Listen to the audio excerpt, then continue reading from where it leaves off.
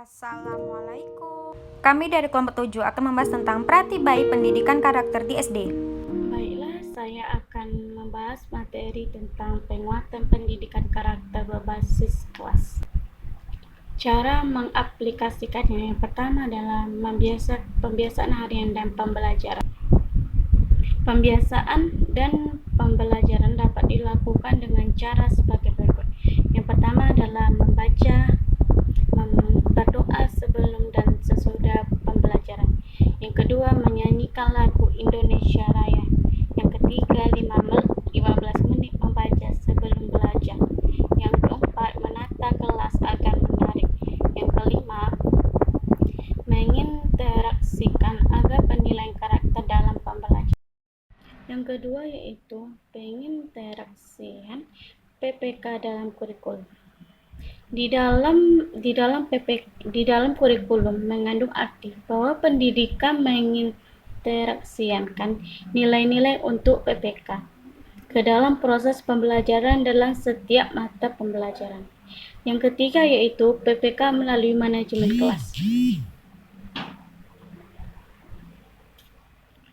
Dalam proses pembelajaran, dalam proses pengelolaan dan pengaturan kelas, terdapat momen penguatan nilai-nilai pendidikan karakter. Contohnya, sebelum memulai pembelajaran, pendidikan bisa mempersiapkan peserta didik untuk secara psikologis dan emosional memasuki materi pembelajaran untuk menanamkan nilai kedisiplinan dan komitmen. Bersama guru, bersama peserta didik membuat komitmen kelas yang akan disepakati pada saat peserta didik belajar. Yang keempat yaitu PPK melalui layanan bimbingan dan konseling. 5 utama PPK yaitu religius,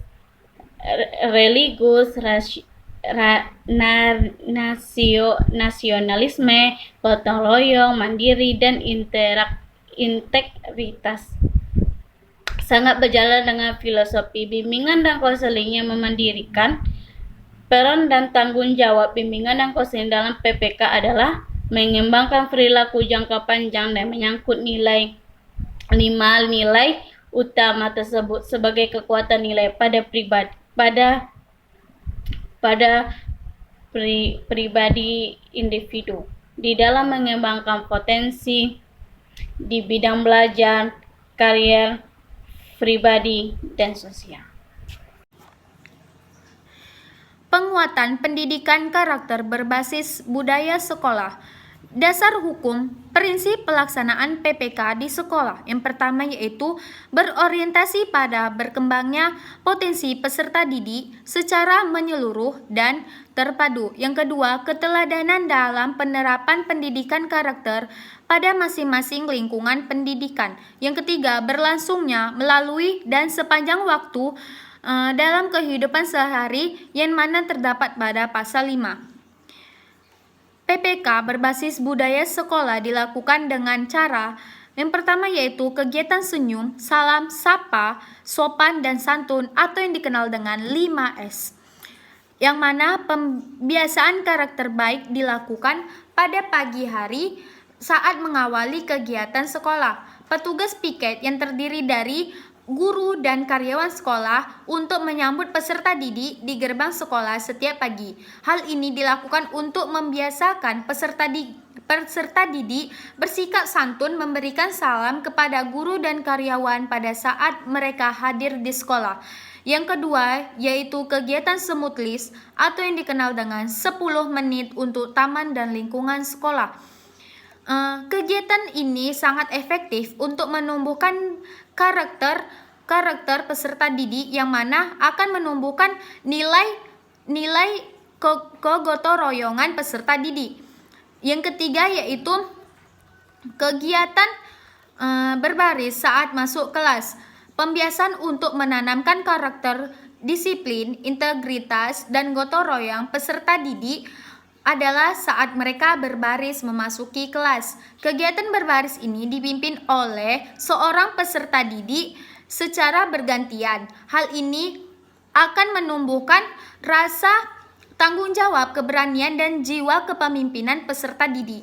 Pada saat peserta didik masuk kelas, mereka akan disambut oleh guru dan peserta didik akan bersalaman kepada gurunya. Setelah itu guru akan memeriksa kebersihan kuku dan kerapian baju peserta didiknya. Yang keempat yaitu upacara bendera Hari Senin. Upacara bendera Senin ini dapat melatihkan peserta didik akan menumbuhkan sikap kedisiplinan peserta didik, terutama karena upacara ini dimulai pada pukul 7. Dan peserta didik ini juga akan menumbuhkan rasa tanggung jawab melalui tugas-tugas yang diberikan kepada mereka seperti menjadi pemimpin upacara, petugas pembaca doa, petugas pengibar bendera, dan lain-lain.